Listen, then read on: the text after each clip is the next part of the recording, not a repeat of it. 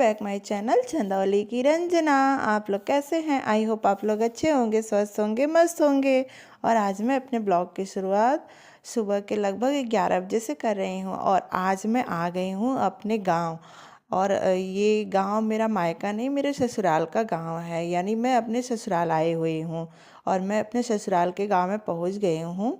और देखिए ये है मैं जैसे कि ससुराल के गांव का पूरा लुक। थोड़ी देर बाद अब हम लोग घर पहुंचने ही वाले हैं। और घर पे इसमें मेरी सासू माँ आई हुई हैं, तो हम लोग होली का त्यौहार वहीं पे मनाने के लिए आ गए। और ये है मेरा जैसे कि दूसरा वाला घर। इस यहाँ पे सब वो जैसे अनाज वगैरह रखा जाता है। देखिए यहाँ पे बच्चे नेट भी बांधे हैं बैडमिंटन या वॉलीबॉल कुछ भी खेलने के लिए। ये पुराना वाला घर है और यहाँ पे कोई रहता नहीं है, बस ये ऐसे ही बंद पड़ा रहता है। और जो हम जहाँ पे हम लोग रहते हैं वो अंदर है। तो चलिए इसी रोड से हम लोग अंदर वाले घर पे जाएंगे। और गांव पे कोई रहता नहीं है, तो इसीलिए घर का रख रखाव भी अच्छे से नहीं हो पाता है। सब ऐसे बंद पड़ा ही रहता है। और देखिए हम लोग अपने अंदर वाले घर में आ गए हैं जहाँ पे हम लोग रहते हैं। तो चलिए अब घर के अंदर चलते हैं। ये घर के बाहर का पूरा लुक है। और अब जैसे कि अंदर चलते हैं, सासू माँ अंदर हैं। चलिए खाना वगैरह खाने के बाद मैं आपसे फिर से मिलती हूँ। और मैं खाना खाने के बाद सीधे बगीचे में आ जाती हूँ। और आज मैं आप लोग को अपने पूरे बगीचे का टूर कराऊंगी कि मेरे बगीचे में कौन कौन सा पेड़ है। और सब बंद पड़ा हुआ है तो अच्छे से रख रखाव भी नहीं हो पा रहा है। फिर हम लोग बगीचे में आ जाते हैं। तो बगीचे में आके देखते हैं कि जैसे कि पूरा जैसे जो इतना हरा भरा रहता था पूरा एकदम खराब पड़ा हुआ है बगीचा। कोई रह नहीं रहा है तो रख रखाव भी अच्छे से नहीं हो रहा है। पेड़ पौधों को पानी भी नहीं मिल रहा है तो वो पेड़ भी अच्छे नहीं हो रहे हैं। सब कुछ पेड़ तो सूख गए हैं।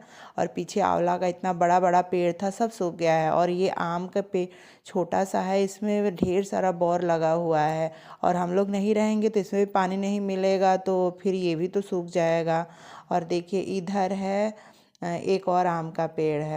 और अभी ये सब पेड़ जो है बरसात में ही लगे हैं, बहुत अच्छे से ग्रो कर लिया। और देखिए छोटा सा रहर का पौधा है, कितना ढेर सारा रहर इसमें फला हुआ है। और ये आप लोग गेस करके बताइए कि ये कौन सा पौधा है। हम लोग के यहाँ तो सौंफ बोलते हैं। बहुत ही अच्छा लगता है, इसका येलो येलो कलर का जो फूल खिलता है। और देखिए इधर है जैसे कि जो हम लोग के यहाँ गाय वगैरह रखी जाती थी, उनका चारा रखने के लिए ये घर बना हुआ था। सब खराब हो रहा है। और इधर देखिए एक बैर का पेड़ है और एक तरफ नींबू है। बैर इतना बड़ा बड़ा फरा हुआ था और पक भी गया था और किसी को पता भी नहीं चला। और इधर है कुछ नींबू का पेड़ है। और देखिए मेरी बेटी भी आ गई है, इससे भी नहीं रहा जा रहा था। धूप भी लग रहा था लेकिन एकदम पीछे पीछे आ भी रही थी। इसको हम लोग एक तरफ खड़ा कर दिया। देखिए बैर में भी जैसे कि लाल लाल आधा बैर पक गया है और आधा बैर पकने के कगार पे है। और यहाँ पे कोई तोड़ भी नहीं सकता है क्योंकि झाड़ी था, झाड़ी में जाने में भी डर लग रहा था। और ये नींबू का पेड़ है। और इधर देखिए मौसम्मी, मौसम्मी में बहुत ढेर सारा फूल लगा हुआ था और छोटा छोटा फल भी आ गया था। लेकिन ये है कि गर्मी पड़ने लगेगा तो ये भी झड़ जाएगा। कोई रहता पानी वगैरह देता तो जैसे कि ये रुक जाता। और ये मौसमी हर साल फलता है, लेकिन गर्मी वगैरह ज़्यादा पड़ता है तो सब झड़ जाता है। फिर उसके बाद देखिए हम लोग आ गए पीछे की साइड में, बाउंड्री से निकल के पीछे की साइड में आ गए हैं।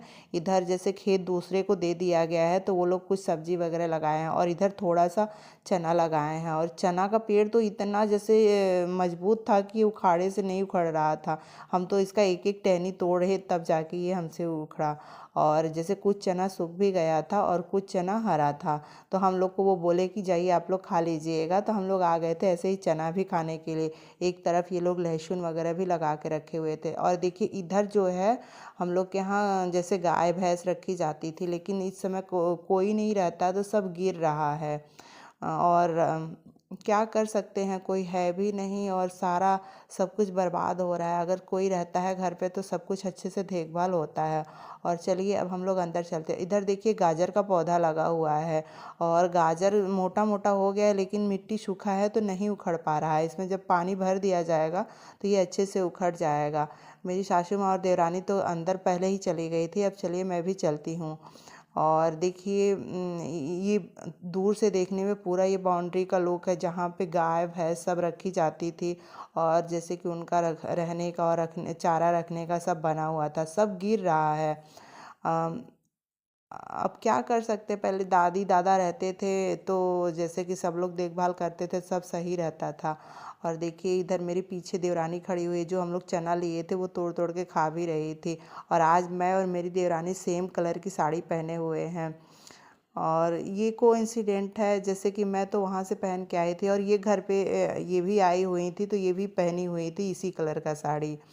और उसके बाद चलिए अब हम लोग घर चलते हैं, काफ़ी देर हो गया है और धूप भी लग रहा था। और शाम के टाइम बाहर पे जैसे कि बाटी चोखा का पार्टी वगैरह ये लोग अरेंज किए थे, तो सारे मेल पर्सन मिल के बाटी चोखा लगा रहे थे। और देखिए सारा बैगन टमाटर आलू सब भुन गया है और प्याज लहसुन ये लोग चॉप कर रहे हैं। हाँ, और ये लोग बात करते करते ये सब भी काम कर रहे हैं। और ऐसे जैसे मिल करके पार्टी करना बड़ा मज़ा आता है।